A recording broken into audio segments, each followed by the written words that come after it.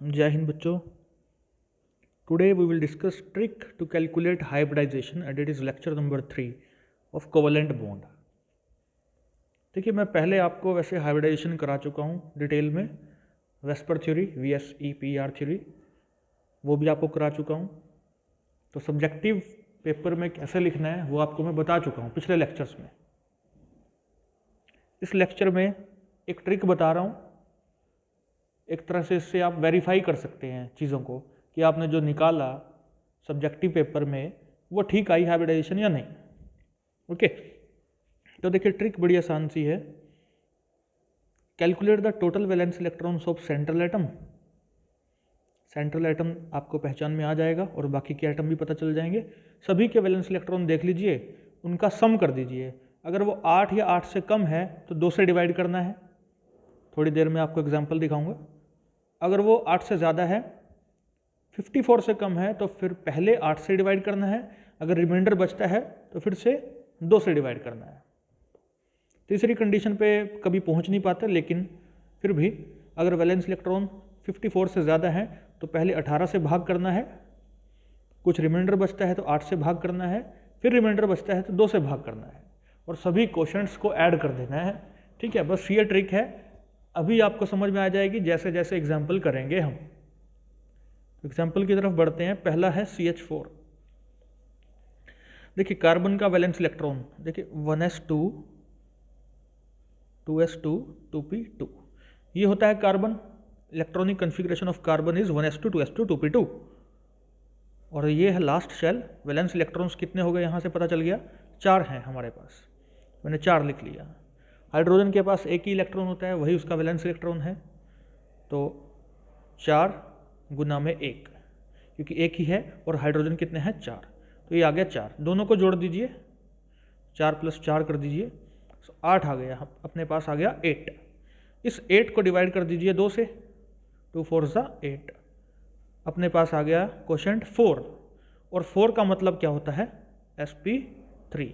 4 का मतलब क्या है, sp3। p 3 है, s 1 है, so it is 4। So hybridization निकल गई। sp3 होता है टेट्राहेड्रल। ठीक है, स्ट्रक्चर आपको पता है, इस तरह का होगा। टेट्राहेड्रल स्ट्रक्चर ऐसा होता है। अगला एग्जांपल देखते हैं BF3। बोरोन की कॉन्फ़िगरेशन है 1s2 2s2 2p1। अपने पास वैलेंस इलेक्ट्रॉन कितने हुए, यहाँ से 3। ठीक है, तो 3 is the valence electron of boron. Fluorine का 1s2 2s2 2p5 ये होती है फ्लोरीन की इलेक्ट्रॉनिक कन्फिग्रेशन। वैलेंस शेल है सेकंड वाला और इसमें कितने हो गए, 2 और 5 7 हो गए। ठीक है, और कितने फ्लोरीन है अपने पास, 3 है। 7 × 3 कर दीजिए 21 और इस 3 को दोनों को जोड़ दीजिए, 24 बन गया। 24 को 8 से डिवाइड कीजिए, 24 को 8 से डिवाइड कीजिए, ये आ गया 3 पे कट गया ये। और 3 का क्या मतलब हुआ, sp2, एक s 2 p। इसका स्ट्रक्चर कैसा हो जाएगा, इस तरह का, बोरोन बीच में रहेगा, 3 फ्लोरीन यहाँ, ट्रायंगुलर टाइप, ट्राइगनल। ठीक है, ट्राइगनल प्लेनर, एक ही प्लेन में है सभी, तो ये रहेगा BF3। इलेक्ट्रॉन डेफिशिएंट कंपाउंड है। ठीक है, 8 इलेक्ट्रॉन बोरोन के पूरे नहीं हो पा रहे, लेकिन फिर क्या कर सकता है फ्लोरीन, रेजोनेंस कर सकता है। आगे जाके कभी बताएंगे आपको, फिलहाल हाइब्रिडाइजेशन पे ही फोकस करते हैं। SO4 2-। तो देखिए यहाँ थोड़ा सा आपको अलग लगेगा क्योंकि सल्फर के आप गिन लेंगे 6। देखिए ऑक्सीजन के अगर पता है 1s2 2s2 2p4। ठीक है, यहाँ पे हमें पता है ऑक्सीजन के 6 हैं, सल्फर उसी में आता है, सेलेनियम। तो ऑक्सीजन के नीचे जितने भी आते हैं सबके ही वैलेंस इलेक्ट्रॉन 6 ही रहने वाले हैं। आपका एटॉमिक नंबर पता हो या ना पता हो कोई फर्क नहीं पड़ता। आपको ऑक्सीजन अगर पता है, फ्लोरीन पता है, तो नीचे वाले सभी निकाल सकते हैं आप। ठीक है, तो यानी कि सल्फर में वैलेंस इलेक्ट्रॉन कितने आ गए, 6। ऑक्सीजन कितने हैं अपने पास, 4 हैं, वैलेंस इलेक्ट्रॉन 6 हैं, 6 चौके 24, 6 4 24। And electrons present as negative charge. अगर नेगेटिव है इसका मतलब क्या है के 2 इलेक्ट्रॉन और काउंट करेंगे तो 2 यहाँ लिख दिया मैंने, ठीक है। तो अपने पास 3 चीज़ें आ गई, 6 आ गया, 24 आ गया, 2 आ गया, सभी को जोड़ दीजिए, 32 आ गया। 32 को डिवाइड कर दीजिए 8 से, और 8 से डिवाइड करेंगे तो अपने पास 4 आ जाएगा, और 4 का मतलब sp3, ठीक है। तो टेट्राहेड्रल टाइप होएगा।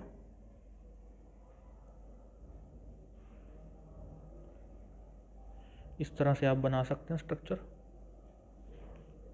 अब देखिए स्ट्रक्चर में देखिए, सल्फर का एक इलेक्ट्रॉन यहाँ, दूसरा यहाँ, तीसरा यहाँ, चौथा यहाँ, पांचवा यहाँ यूज़ हुआ, छठा यहाँ यूज़ हुआ, 6 के 6 यूज़ हुए, और जो 2 माइनस है वो भी मैंने दिखा दिया। तो इस तरह से आप स्ट्रक्चर भी बना सकते हैं।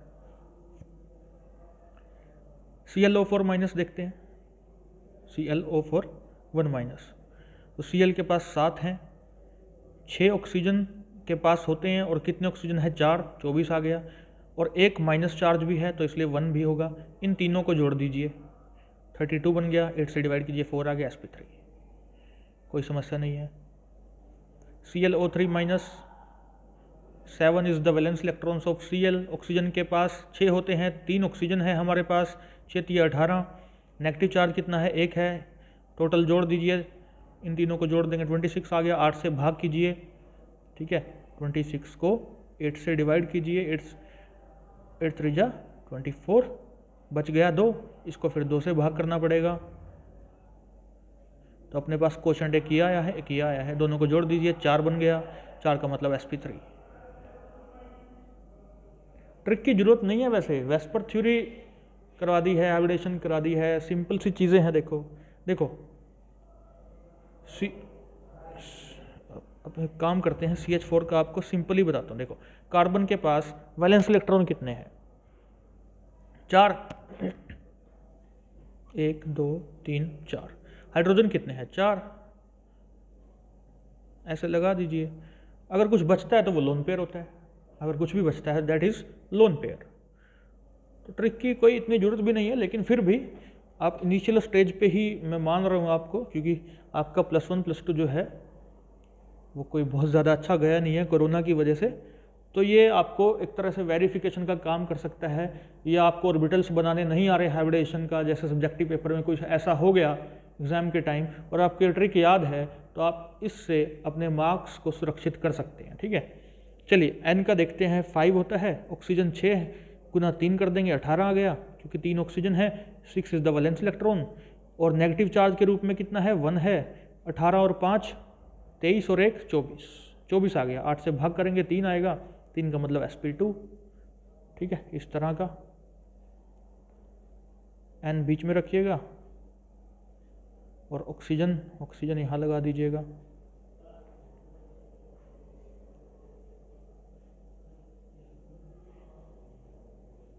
देखिए एक इलेक्ट्रॉन यूज हुआ, 2 3 4 और 5वां ये है, माइनस यहाँ लगा दीजिए।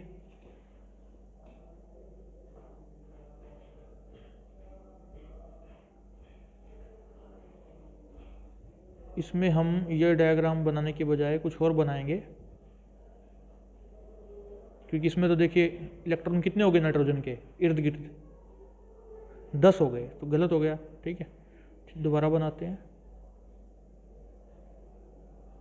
3 ऑक्सीजन है, ये तो हमें पता है, 1 2 3 4 5 6 तो हो गए।